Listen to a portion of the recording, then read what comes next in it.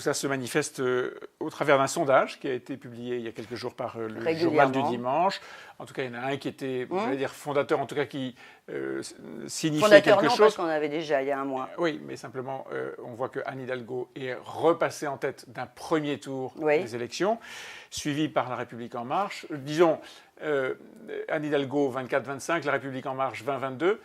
Et à droite, les Républicains, votre candidature et celle de Rachida Dati ont été testées, 12, 14.